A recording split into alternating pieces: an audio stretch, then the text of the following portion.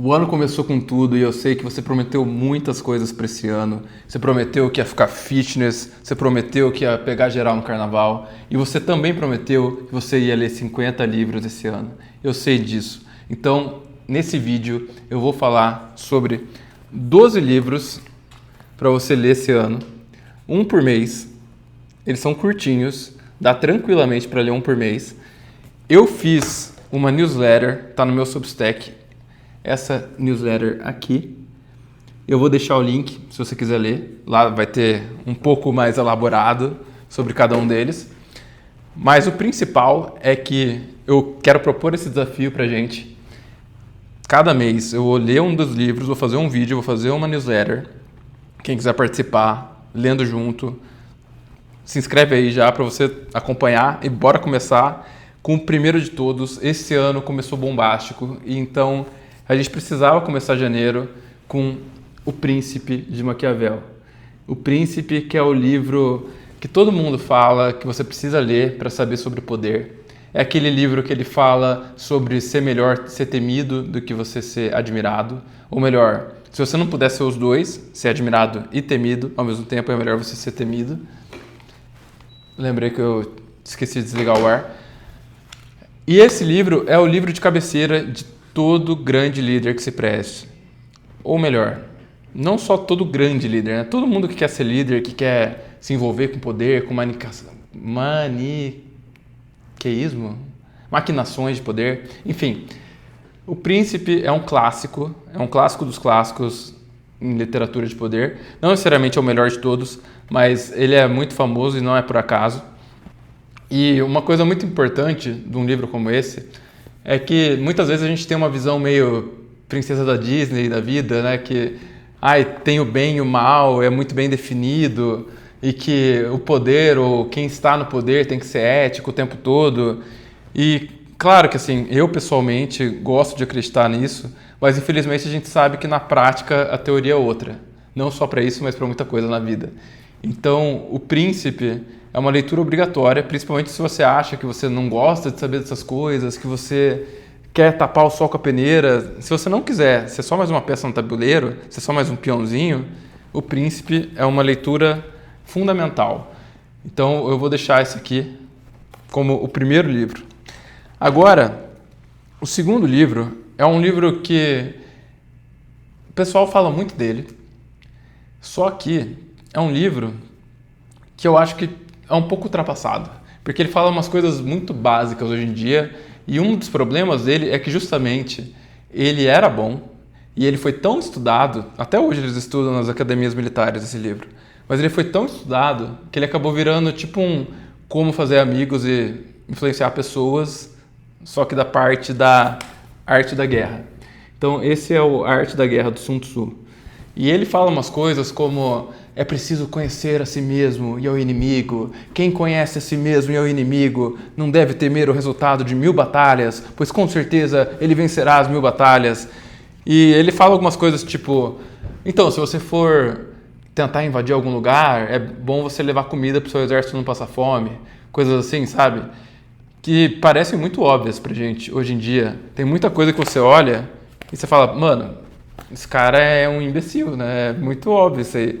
Só que se você pensar que teve pelo menos duas ou três tentativas de império que tentaram invadir a Rússia em pleno inverno e não tiveram comida, não tiveram mantimentos, não tiveram casacos suficientes para o exército deles e acabaram tomando uma sova do general Inverno, então você vê que mesmo modernamente, 200 anos atrás, 100 anos atrás, ainda era importante, e até hoje é importante, né? A principal coisa que faz o exército dos Estados Unidos ser tão forte é que, na verdade, a logística deles, o supply chain deles é maravilhoso. É por isso que eles são tão fortes, além das armas em si e tal.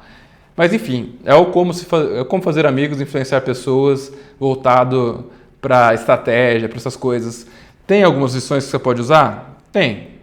Mas, assim, vale a pena ler mais pela curiosidade, para poder falar que você leu, do que propriamente porque ele é tudo isso que falam. Agora, para março, eu já proponho que a gente entre numa coisa mais filosófica e um pouco mais moderna. e seria O Existencialismo é um Humanismo, de Jean-Paul Sartre.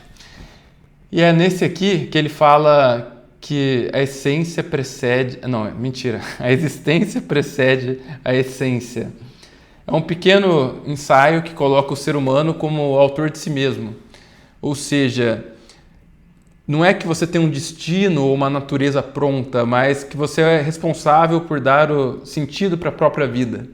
E ele conversa com alguns outros livros que eu vou falar nessa lista, que vem mais para frente, que é sobre essa questão de você ter que dar o seu próprio sentido. Que antigamente você tinha um sentido que era meio que imposto a você pela sociedade ou pela religião, e que o Sartre ele propõe que, na verdade, você ser existencialista é uma coisa que você precisa criar o seu próprio sentido para você mesmo. E que no mundo sem esse sentido pré-definido, você é responsável por criar os seus próprios valores, de certa forma. Então é uma leitura que não é muito confortável, mas pelo menos ela é bem curta. Esse livro aqui, ó, tem 60 páginas. Vamos ver em qual que ele começa. Ele começa, na verdade, na 9ª. Então, basicamente, 50 páginas, menos até.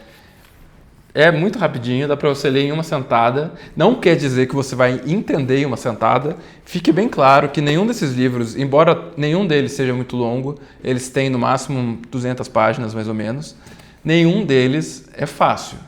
São todos livros densos, livros que... Você lendo todos eles, com certeza você vai se tornar uma pessoa com muito mais repertório. Mas não necessariamente são fáceis. Até porque, antes da gente voltar para a lista e partir para o próximo, você pode fazer uma comparação aqui que muitas pessoas, as pessoas querem ler mais livros, né, em quantidade. E se você comparar aqui o tamanho desse livro aqui, que é um livro que muitas pessoas que estão vendo já devem ter lido, ou pelo menos ouvido falar, As 48 Leis do Poder, com todos esses livros que eu estou falando, e você vê também que as páginas são menores e as letras desse aqui são pequenas, então assim, não tem tanto livro a mais aqui do que aqui. Só que, provavelmente, se você lesse e entendesse esses aqui, você teria muito mais repertório do que você ler só esse livro aqui. Embora esse livro até que tenha algum valor, mas é mais assim uma comparação que eu sei que muita gente quer poder falar no final do ano, eu li 50 livros, eu li 100 livros, então é por isso que eu estou fazendo essa lista final, dos 12 livros, em vez de falar, lê esses 3 livros aqui, lê Ana Karenina, Dom Quixote e, sei lá, Irmãos Karamazov. Se você lesse esses 3 livros, já seria difícil ler em um ano só, porque são livros enormes, mas teria um efeito talvez tão grande quanto, não sei. Mas como aqui você está se expandindo para vários autores e todos eles são muito importantes, eu acho que acaba tendo um efeito de abrir sua cabeça maior. Agora o próximo é um muito curioso, que é o Discurso sobre o Método, o Discurso do Método do René Descartes. E o Descartes, se você já estudou qualquer coisa de matemática no ensino médio, se você já viu um gráfico daqueles, né, o eixo X, eixo Y, esse é o plano cartesiano. Ele que inventou essa questão de você fazer um gráfico com eixo X, eixo Y, pode ter eixo Z também se você estiver fazendo em 3D. E esse é o livro que tem a famosa questão do penso, logo existo.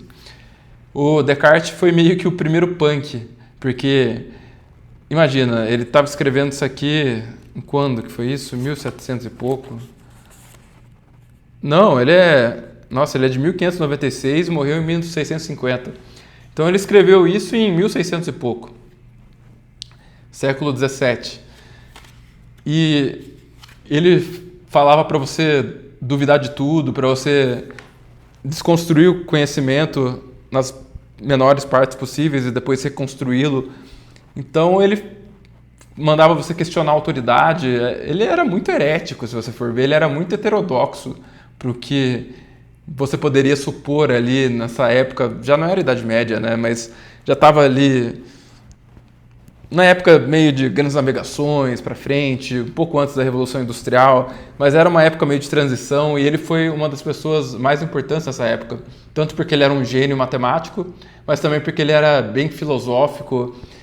E, na verdade, esse livro, ele é interessante porque ele abre sua cabeça nessa questão de você não aceitar nada antes de você examinar pessoalmente, mas tem outros livros dele, outros ensaios dele, se você for ver, como que chama? Eu acho que é a metafísica dele, que é coisa de louco. É coisa de louco mesmo. Que ele... Não sei nem se eu dou spoiler ou se a gente deixa pra falar em outro vídeo, mas é coisa de louco. É o gênio do mal, ele manda você duvidar de tudo, você não consegue nem ter certeza que você realmente existe, porque pode ter esse tal gênio maligno que está tentando te enganar. O cara vai até as últimas consequências do pensamento maluco. Um cara doido, doido, doido. Esse é o de abril. Próximo, quinto livro. A obra de arte na era da sua reprodutibilidade técnica, do Walter Benjamin.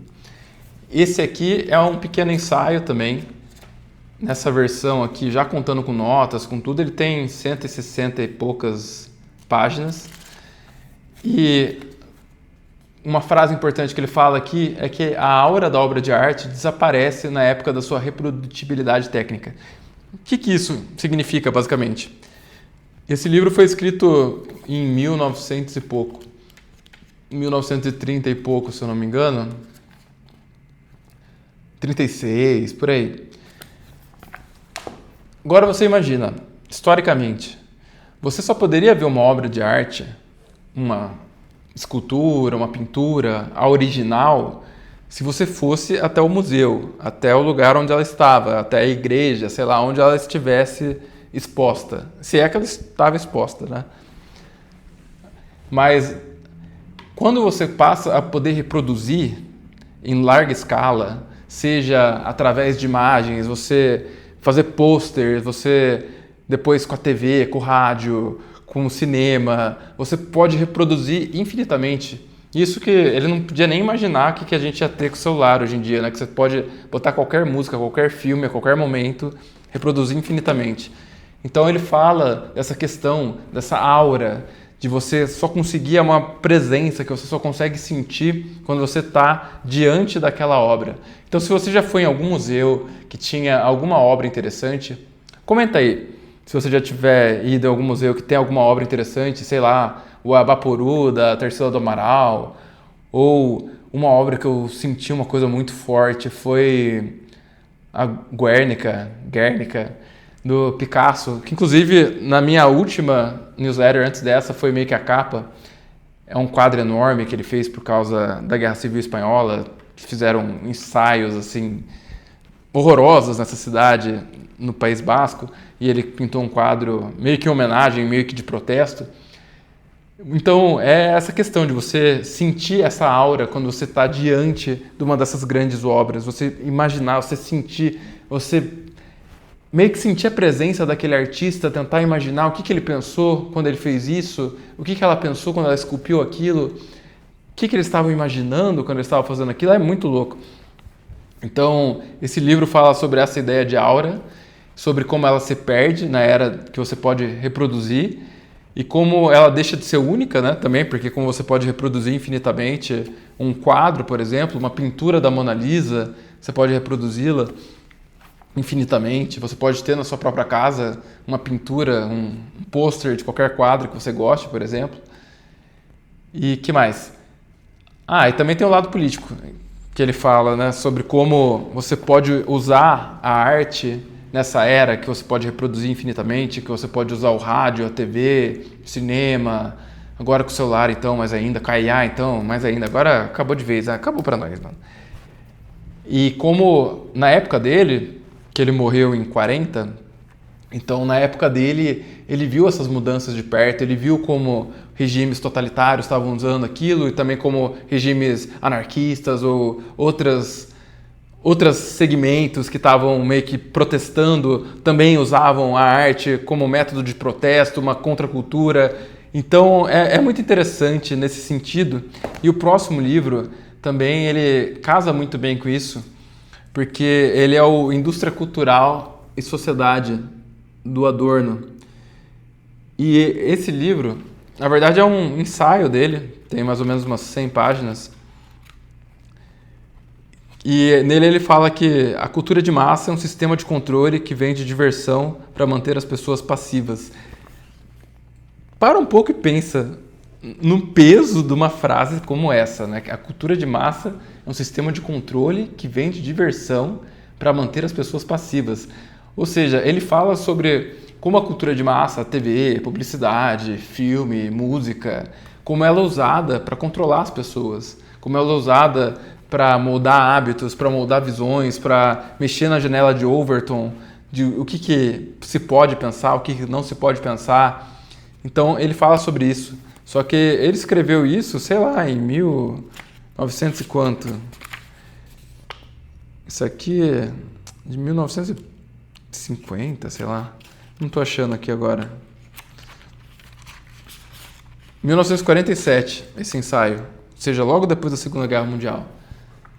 A TV era uma coisa bem incipiente, o rádio era o principal meio, né? Jornal também. Mas a TV era uma coisa incipiente na época, o cinema já era uma coisa um pouco mais fácil de você encontrar. E ele fala sobre isso, é uma crítica à indústria cultural e que vale mais ainda hoje, porque hoje em dia você pega o celular também, você tem algoritmos que ficam jogando as coisas para você e daqui a pouco vai ter IAs, daqui a pouco não, né? Já é uma coisa que meio que existe, eles ainda estão implementando, mas tem coisas do Google, do Gemini que eles vão implementar que você pode ter aplicativos que ele vai meio que gerar a tela que você tem acesso no aplicativo só para você, em tempo real, de acordo com o que ele acha que você gosta, com o que ele acha que você vai querer ver. Então, imagina isso para um cara em 47 estava pensando nos impactos da indústria cultural do jeito que existia naquela época. Imagina hoje em dia o que ele pensaria com a IA criando em tempo real para você, com, sei lá, o TikTok, com o Instagram, com qualquer rede social que venha aparecer depois, ela criando para você, baseado no seu perfil que eles têm de você, no que eles acham que você vai querer, ou melhor, eles te conhecem muito bem, então eles sabem que você vai querer ver aquilo, aquelas imagens, aquelas frases, e eles vão gerar em tempo real para você. É loucura, cara, é loucura. E então você imagina o que esse cara não ia pensar. E agora pro próximo, o de julho, o 7º, é um livro que com certeza você já ouviu várias frases dele e de outros livros, ensaios que ele escreveu. É o Tempos Líquidos, do Zygmunt Bauman. E você com certeza já ouviu falar em modernidade líquida, em amor líquido, em tudo líquido. E o que é essa liquidez? Afinal, basicamente, ele fala que na modernidade líquida, tudo é provisório. Tudo que antigamente era sólido, que eram coisas que você poderia contar, eram coisas que você poderia ficar muitos anos, décadas, às vezes a vida inteira fazendo, como as suas relações de amizade, de família, o seu emprego, sua identidade, as certezas que você tinha. Tudo aquilo que era sólido agora virou líquido. Agora você não sabe se você vai conseguir ter um grande amor, que você vai ficar décadas com aquela pessoa.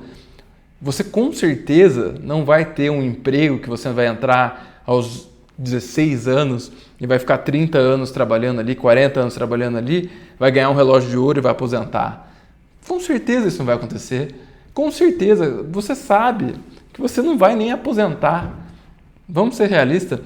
Então, num mundo tão inseguro, que tem essa sensação de insegurança, instabilidade, incerteza que marca essa nossa vida contemporânea, o que dá para a gente se apegar? É meio que isso, é sobre isso que ele fala.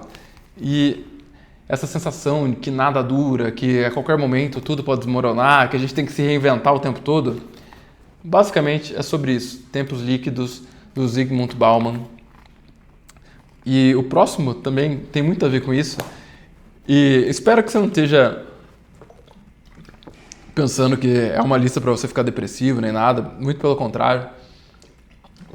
porque o próximo é um que você também com certeza já ouviu, e eu li ele há alguns anos atrás, foi muito importante para mim quando eu tive burnout, que é justamente A Sociedade do Cansaço, do Byung-Chul Han. E esse livro, na versão em inglês, ele chama Burnout Society, ou seja, a Sociedade do Burnout. E tem tudo a ver, porque ele fala justamente por que a gente tem essa tendência hoje em dia ao burnout.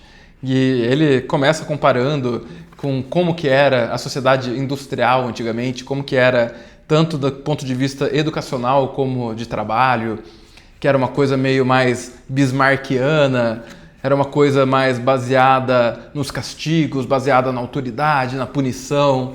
E na sociedade atual, na sociedade chamada do conhecimento, muitas vezes você acaba virando seu próprio carrasco. Você está nessa sociedade do desempenho, que você sente que você tem que performar, que você tem que estar o tempo todo melhorando, e é o autodesenvolvimento, é aquela coisa bem coach, e que você é um merda se você não conseguir ganhar 100 milhões de dólares até os 20 anos e coisas assim. E você fica naquela autovigilância o tempo inteiro pensando naquilo. Basicamente é sobre isso. É sobre como o sujeito neoliberal, ou seja, a pessoa física vivendo sob essa cultura toda da performance, como ela tende ao esgotamento justamente porque ela tende a se esgotar. Ela tende a se mutilar, se autoflagelar. Basicamente é sobre isso. E não só isso, né?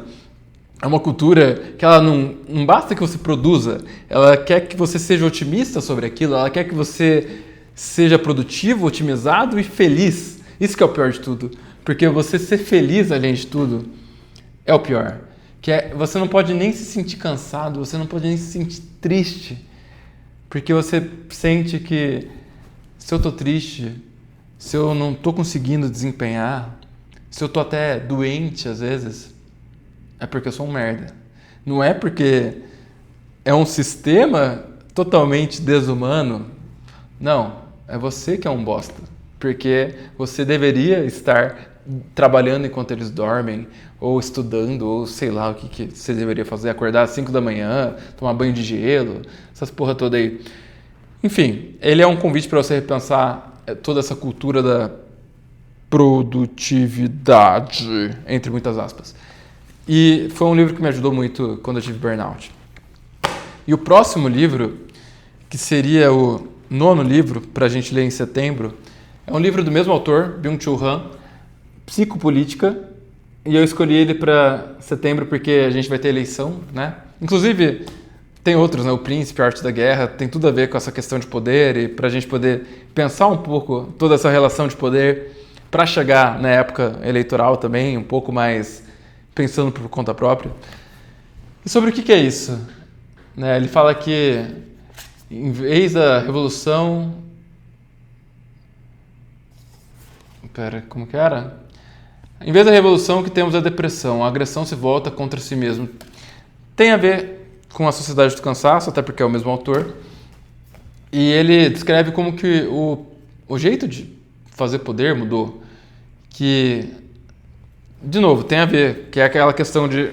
Antigamente, o sistema era muito mais coercitivo, de uma punição direta, de te mandar para gulag, de, sei lá, de o professor te dar uma palmada porque você não está prestando atenção na aula, coisas assim.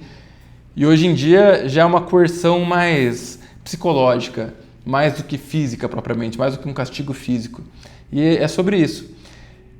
Sobre o sistema te empurrar a ser produtivo, feliz, conectado e até autêntico o tempo todo. E não só isso, é um sistema que ele não proíbe nada e que incentiva que você se abra. Ou seja, fazendo que nem eu estou fazendo aqui, né? Você se abra para o exterior, você não tenha nenhuma privacidade, que você se exponha ao máximo para os outros. Então, antigamente, imagina o trabalho que eles teriam para coletar todos os dados que eles têm sobre você. Mas hoje em dia não. Hoje em dia você mesmo dá os seus dados de bom grado. Então eles não precisam forçar ninguém a falar. Você que fala para eles de bom grado. E é sobre isso. A política atual e como o poder hoje em dia ele é muito mais uma coerção mental do que propriamente uma coerção do seu corpo ou de te fazer trabalhar fisicamente, é mais uma questão de, sei lá, eles não... Tem tudo a ver com a cultura da produtividade, com a cultura hustle, mas é uma coisa muito mais mental, psicológica, do que propriamente uma coerção física que você tem medo de sofrer um castigo, basicamente. Não sei se deu para entender. O próximo já é bem interessante, é um dos autores favoritos meus. E é um... eu acho que vocês vão gostar. É do Nietzsche, Crepúsculo dos Ídolos. E nesse aqui, ele fala que há mais ídolos do que realidades no mundo. O que ele quer dizer com isso? Os ídolos para o Nietzsche seriam todas aquelas certezas morais, religiosas, filosóficas que dominavam o pensamento ocidental, né, principalmente europeu, na época, e ainda até hoje ecoam em muitas correntes de pensamento. E ele acaba criando a figura de linguagem do martelo, e ele usa esse martelo para quebrar os ídolos, como se tivesse aquelas estátuas dos ídolos e ele fosse quebrando com o martelo, destruindo aquelas estátuas. E é sobre isso que ele fala nesse livro, basicamente. Sobre como muitos valores que são considerados morais são, na prática, expressões de fraqueza, de ressentimento, ou até uma vontade de poder disfarçada. Vontade de poder ou vontade de potência, que é uma das grandes frases ou conceitos do Nietzsche, que a gente pode entrar mais neles em um vídeo específico sobre o Nietzsche, né? Mas, basicamente é isso. É um convite radical à liberdade, a criar seus próprios valores, a não pegar os ídolos que são dados para você pela sociedade, por uma religião, alguma coisa assim, mas criar os seus próprios valores, criar sua própria filosofia que você pode colocar as coisas sob esse prisma para entender se faz sentido para você ou não. O próximo livro é outro que também é do Nietzsche. E eu sei que esse é o mais polêmico dessa lista.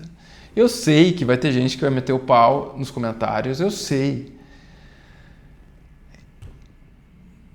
E eu não ligo. Porque ele é muito interessante, mesmo se você for a favor do que o que ele é contra. Esse, com certeza, quem conhece Nietzsche já sabe qual que eu estou falando. O Anticristo, de Friedrich Nietzsche. E nesse, ele é muito polêmico. Primeiro que ele não é exatamente anticristo em si, a figura de Cristo, né? Ele é mais anti a religião cristã, anti os valores propagados pela religião. E ele fala, ele usa martelo, que ele usou no Crepúsculo dos Ídolos, basicamente, para falar que o cristianismo é a vingança dos fracos contra os fortes, dos doentes contra os sadios. Basicamente, esse é o argumento principal dele, que esse livro é uma das críticas mais costumazes, mais fortes à moral cristã, e é um ataque não teológico, é um ataque moral, cultural, diagnóstico filosófico, basicamente. É mais sobre esse mindset da valorização do sentimento, da humildade forçada, do desprezo pelo próprio corpo, da negação da vida terrena, é sobre todas essas coisas. Principalmente da Igreja Católica, mas um pouco das igrejas protestantes também, calvinismo, outras religiões. O Nietzsche era alemão, né? Então, sobre isso, luteranismo, pegando um pouco dessa questão de como ele bota, né, que o cristianismo era meio que uma religião dos escravos, uma religião para atenuar essas pessoas, para escravizá-las, para que elas sentissem que, não, eu estou sofrendo aqui agora e eu sou tratado como lixo, tratado até como sub-humano às vezes, mas não, calma, na vida eterna, depois que eu passar por todo esse sofrimento, Deus vai me dar um quinhão no céu. E claro que, eu não vou entrar no que eu ia entrar, porque senão esse vídeo vai ficar muito longo, já está ficando longo o suficiente. Obrigado para quem se manteve aqui até agora. Que o próximo, que vai ser o último dessa lista, o último do ano, Ó, um por mês. Curtinhos, gente. Em uma tarde você lê. Entender são outros 500, mas ler você consegue. Esse é legal pra caralho. E esse com certeza você já ouviu falar, no mínimo, da história em si. O Mito de Sísifo, de Camus. Albert Camus, sei lá como que fala essa porra. Ele já começa com a maior pedrada filosófica da história. A primeira frase dele é: o único problema filosófico realmente sério é o suicídio. Já começa dando essa pedrada. A única questão séria para a filosofia é o suicídio. É o ato de tirar a própria vida. Eu não sei, agora, não sei se eu devia ter falado isso, agora o YouTube vai querer cortar meu alcance, que já é baixo, e o YouTube vai fazer isso. Então, por favor, se você puder compartilhar com alguém que gosta de livros ou que poderia gostar de livros, ajuda pra caralho. Obrigado. Mas enfim, é um ensaio pequeno e ele enfrenta essa pergunta radical sobre: será que vale a pena viver nesse mundo sem sentido? O Camus, ele viveu ali no meados do século passado e ele fala disso aí, da busca pelo sentido nesse mundo absurdo que a gente vive. Imagino que ele pensaria do mundo absurdo que a gente vive hoje, né? Quase 60 anos depois que ele morreu, mais que 60 até, quase 70 anos. Imagina o que ele ia pensar, né? Imagina, na época dele tava malemar difundindo a televisão. Hoje em dia, então, celular, nossa senhora. Mas então, ele usa o Sísifo como metáfora pra gente, que muitas vezes a gente tem um trabalho inútil ou que não tem muita esperança, não é necessariamente que seja inútil, mas é aquela coisa que você não vê muito sentido naquilo às vezes, né? Muitas vezes você só trabalha porque precisa pagar as contas, mas não é uma coisa que você realmente gostaria de estar fazendo, ou muitas partes do seu trabalho, e-mails e reuniões intermináveis, que você com certeza queria estar fazendo alguma outra coisa, você preferiria estar fazendo outra coisa, mas muitas vezes você não pode. E esse livro é sobre você aceitar o absurdo sem se render a ele, você conseguir, como Sísifo, continuar todos os dias rolando a sua própria pedra, a sua própria rocha para cima da montanha, sabendo que no dia seguinte você vai ter que subir com ela de novo, porque cada dia você vai ter mais uma rocha para levar para cima. E claro, vai ter dias que você vai estar de férias e tal, mas enfim, mesmo de férias você vai ter alguma coisa que você vai querer fazer e essa vai ser a rocha do seu dia. Então, para concluir, obrigado por assistir até aqui. Esses 12 livros aqui, cada um deles é um clássico, ou no mínimo um classicável, que vai ser um clássico daqui a pouco. Que são esses dois, que são novos, né? Os outros todos são livros antigos, que mostraram que eles valem a pena, porque eles se mantêm relevantes até hoje. Relevantes de um jeito que um livro como esse aqui, eu duvido muito que daqui a 50 anos ainda vão falar dele. Eu quero te propor esse desafio de ler comigo todos esses livros, um livro por mês. Comenta aí se você vai entrar no desafio comigo. E se você quiser saber mais, eu também vou deixar o link dessa newsletter em que eu falei sobre ele. Lembrando, vou mostrar aqui para vocês essa newsletter aqui no anticoach@substack, sei lá como que tá o link. E nela eu vou falando sobre cada livro, falando basicamente o que eu falei aqui, só que em versão de texto. E lá também tem os links, se você quiser comprar algum deles, ou se você quiser ver na biblioteca também, cara, tanto faz. Também você não precisa ler todos, não tem problema. É mais sobre você ter algumas ideias do que você poderia ler, você abrir a cabeça para alguma coisa diferente. É mais sobre isso. Inclusive, se você pegar algum deles para ler e você na metade falar, cara, não estou muito afim, não estou gostando, não tem problema. Não tem problema. A leitura não é necessariamente sobre terminar todos os livros, é sobre você abrir a cabeça para as coisas. Enfim, muito obrigado por assistir. E se você chegou até aqui, você provavelmente vai gostar desse outro livro, outro vídeo que eu vou deixar aqui, mais ou menos por aqui, que é sobre o tier list de 22 livros de negócios que eu li para você não precisar ler. E é uma tier list e é muito legal. E se você quiser, tá aqui, tamo junto e é nóis.